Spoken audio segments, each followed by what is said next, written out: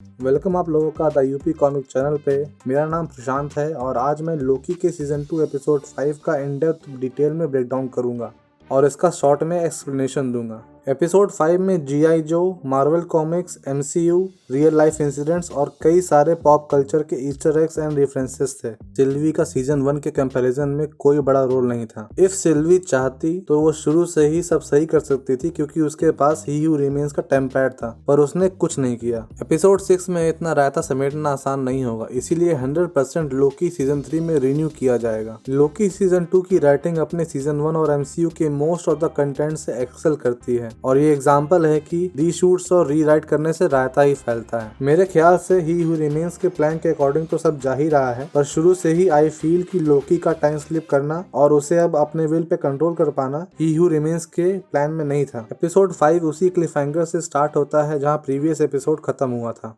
हम लोकी के फेस से पैन आउट होते हैं और लोकी और हमें एक साथ पता चलता है कि सभी लोग गायब हो चुके हैं। पूरा टीवी खाली है और फेल सेफ मोड 1229 के इनिशिएशन की अनाउंसमेंट हो रही है। देन सडनली लोकी रियलाइजेस कि वो वापस से टाइम स्लिप करने लगा है। लोकी कुछ समझ पाए उससे पहले ही वो टाइम स्लिप करके कुछ मिनट्स बाद के फ्यूचर के सामने आता है। देन मॉनिटर रूम में आके गाइड बुक उठाता है और देख ही रहा होता है कि तभी टीवीए का हाका नूडल बनना चालू हो जाता है एंड लोकी टीवीए की गाइड बुक को अपने पास रख के अनइंटेंशनली टाइम स्लिप कर जाता है। इस एपिसोड में हमें सभी कैरेक्टर का ओरिजिन देखने को मिलता है और केसी का ओरिजिन तो अमेरिका के एक रियल लाइफ इंसिडेंट से लिया गया है।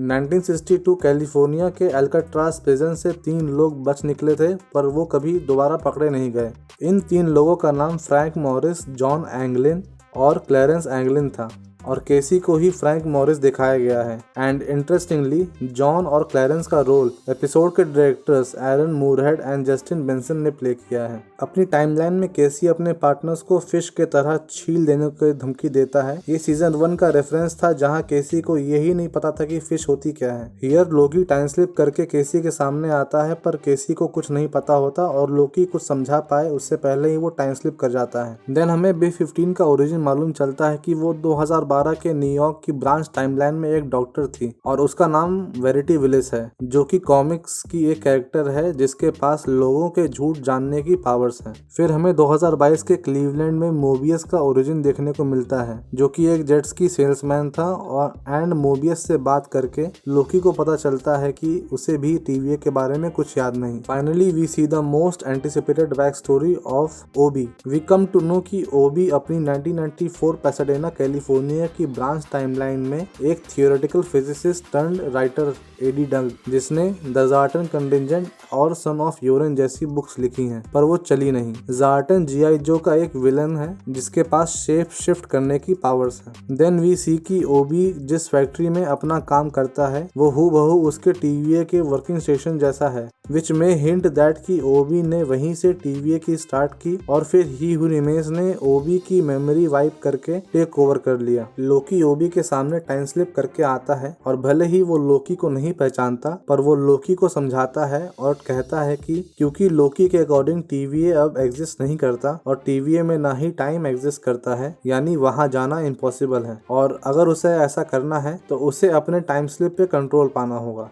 टीवीए में उस टाइम पे जाने के लिए जहां सब डिस्ट्रॉय हुआ था, उसके लिए उन सभी के कलेक्टिव टेम्पोरल ऑरा की जरूरत होगी जो लोग उस समय वहां पे मौजूद थे, क्योंकि वो एक यूनिक पॉइंट ऑफ टाइम था। ओबी लोकी को यह भी बताता है कि टाइम स्लिप के वजह से वो खुद एक टेम्पैड का बेटर वर्जन बन गया है। लोकी ओबी को टेम्पैड बनाने के लिए कहता है और टीवीए की गाइड बुक देता है, पर उसी टाइम वो मोबियस की टाइमलाइन में टाइम स्लिप कर जाता है। फिर हम देखते हैं कि मोबियस एक सिंगल फादर है और उसके 2 बेटे हैं। इंटरेस्टिंगली मोबियस और उसके दोनों बेटों को ओडिन, थॉर और लोकी के कैरेक्टर ट्रेट्स दिए गए हैं। लोकी मोबियस को टीवीए के बारे में और सभी टाइमलाइंस के डिस्ट्रक्शन के बारे में समझा रहा होता है, पर मोबियस को यकीन नहीं हो रहा होता और तभी ओबी एक बड़ा सा टेम्पैड लेके टाइम डोर से आता है और बताता है कि उसे ये बनाने में 19 मंथ्स लगे और एक डिवोर्स भी लगा। लोकी के और प्रूफ करने पर मोबियस, केसी, B15, ओबी सब एक साथ ओबी के वेयरहाउस में इकट्ठे हो जाते हैं और और लोकी एंड में सिल्वी को लेने जाता है। शॉकिंगली सिल्वी को सब याद रहता है और लोकी एंड सिल्वी दोनों एक बार में जाते हैं जहां सिल्वी लोकी को रियलाइज कराती है कि कहीं ना कहीं उसके रीजंस भी सेल्फिश हैं, क्योंकि वो बस अपने दोस्तों के साथ रहना चाहता है और अकेले नहीं रहना चाहता। लोकी सिल्वी को वहीं छोड़ के वापस आके बाकी सब लोगों को भी वापस जाने के लिए कहता है और कहता है कि अभी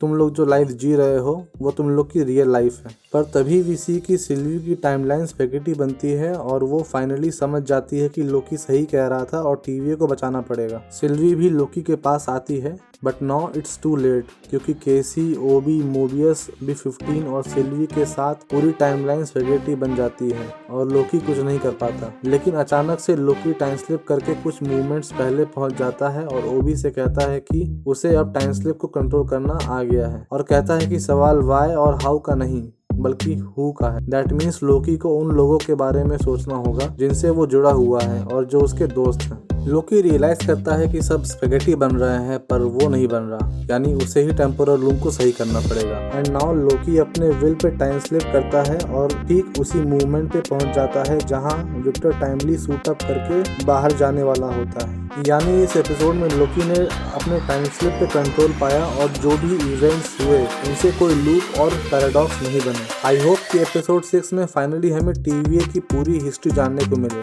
होप सो कि आपको ये वीडियो अच्छी लगी होगी। पसंद आया तो लाइक करिए, शेयर करिए, सब्सक्राइब करिए। सी यू सून। नमस्ते।